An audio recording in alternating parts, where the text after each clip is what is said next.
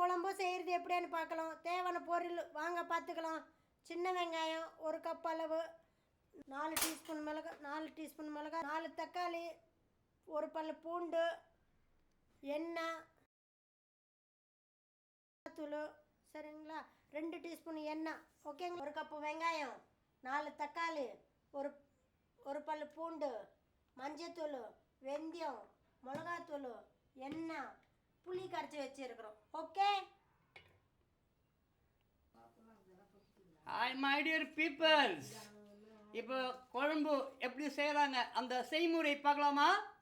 வாங்க அப்படியே ஸ்டவ்வுக்கு போயிடுவோம். 4 டீஸ்பூன் எண்ணெய்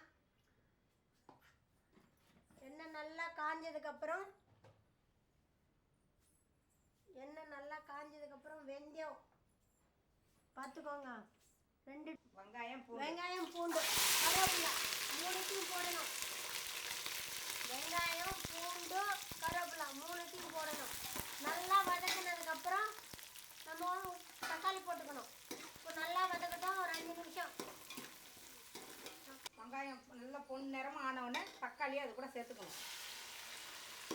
தக்காளியை போட்டு நல்லா கொஞ்சம் செவக்கணும். நல்லா தொக்கு மாதிரி ஆகிடும். அது ஆனவுடனே அது கூட கொஞ்சம் மஞ்சத்தூள் போட்டுக்கணும். 1 டேபிள் ஸ்பூன் மஞ்சத்தூள். உங்களுக்கு சீக்கிரம் தக்காளி வதக்கணும் அப்படின்னா 1 டீஸ்பூன் உப்பு அதில் போட்டுடணும்.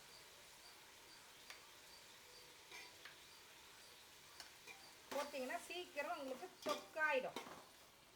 அதுக்கப்புறம் நீங்கள் அதில் கூட மிளகாத்தூள் இதெல்லாம் நீங்கள் கலந்துக்கலாம். ஓகேங்களா. இப்போ தக்காளி எப்படி வதங்கியிருக்கின்றதா பாருங்கள். அதுதான் முக்கியம். மீன் குழம்புக்கு தக்காளி வெங்காயம் நல்லா தொக்காகணும். அப்போ தான் நம்மளுக்கு எந்த ஸ்மெல்லு வராது. தக்காளி ஸ்மெல்லு, மிளகாத்தூள் நம்ம போட போகிறோம் அடுத்தது. ஓகேங்களா. நம்மளுக்கு தேவையான அளவுக்கு மிளகாத்தூள். இப்போ எனக்கு தேவையானதை நான் போடுறேன். உங்களுக்கு எப்படி நீங்கள் தேவையோ நீங்கள் போட்டுக்கோங்க. ஓகேங்களா. நான் 4 ஸ்பூன் போட்டிருக்கிறேன் மிளகாத்தூள். ஓகேங்களா. உங்களுக்கு எவ்வளோ தேவைன்றதை நீங்கள் காரம் உங்களுக்கு கொஞ்சம் சேர்த்துக்குவீங்க. சில பேர் காரம் சேர்த்துக்க மாட்டாங்க. இது நாங்கள் கொஞ்சம் காரம் சேர்த்துக்குவோம். ஓகேங்களா. பார்த்துக்குங்க எப்படி நல்லா அந்த மிளகாத்தூள் ஸ்மெல்லு அப்படியே போகணும். எண்ணெயில் நல்லா வதங்கணும். அதுதான் முக்கியம். நல்லா எண்ணெயில் வதக்குங்க. அந்த தக்காளி வெங்காயம் பூண்டு எல்லாம் நல்லா வதங்கிடுச்சுங்களா. இப்போயே பாருங்கள் வாசனை எப்படி வருது பாருங்கள். வெங்காயம் தக்காளி வதங்கின வாசனை எப்படி வருது பார்த்தீங்களா. இது கூட நான் உப்பு போட்டிருக்கிறேன். தக்காளி வதங்கிறதுக்கு கொஞ்சம் உப்பு போடணும். அப்போ தான் செம்ம டேஸ்ட்டாக இருக்கும். இப்போ அடுத்து நான் என்ன பண்ண போகிறேன், கரைச்சி வச்சுருக்க புளி சக்கையை அதில் ஊற்ற போகிறேன். புளி தண்ணி.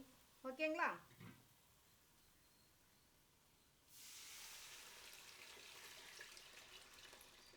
ஏற்கனவே நான் புளியை வடிகட்டி வச்சுக்கிட்டேன். ஓகேங்களா. இப்போ இதை நீங்கள் நல்லா கலக்கிக்கணும்.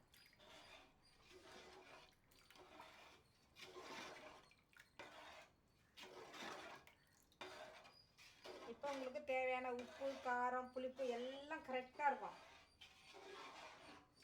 நல்லா கொஞ்சம் கொதிக்க விடணும். அதுதான் முக்கியம். இதில் நீங்கள் என்ன பண்ணணும், குழம்பு நல்லா கொதிக்கணும். சில பேர் கொஞ்சமாக ஒரு கொதி வந்தோடனே மீனை தூக்கி போட்டுருவாங்க. அது நல்லா இருக்காது. நல்லா கொதிக்க விடுங்க. கொதிக்க விட்டால் தான் அந்த டேஸ்ட்டே உங்களுக்கு கொடுக்கும்.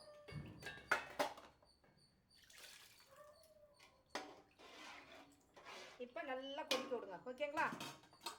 இப்போ எப்படி குழம்பு கொதிக்கின்றதை பாருங்கள். மீன் குழம்பு எப்படி கொதிக்குது பார்த்தீங்களா.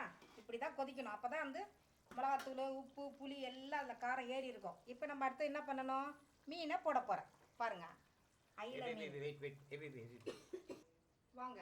இப்போ நம்ம ஊற்றின புளி எப்படி கொதிக்குது பாருங்கள். மிளகாத்தூள் புளி தக்காளி பூண்டு எல்லாம் எப்படி வாசனை பார்த்தீங்களா. அப்படியே கம கம கமான்னு இருப்பாங்க. இப்போ நம்ம அடுத்து என்ன பண்ண போகிறேன், மீனை போட போகிறேன். அயிலா மீனை போட போகிறேன். இப்போ பாருங்கள்.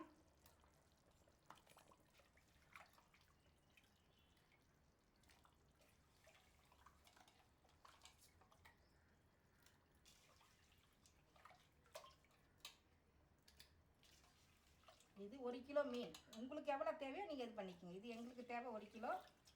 நீங்கள் உங்கள் இதை பொறுத்து வசதியை பொறுத்து. ஓகேங்களா. உங்களுக்கு எவ்வளவோ 1 கிலோவோ 1/4 கிலோவோ அதுக்கு தகுந்த மாதிரி அந்த பக்குவத்தை இது பண்ணிக்கோங்க.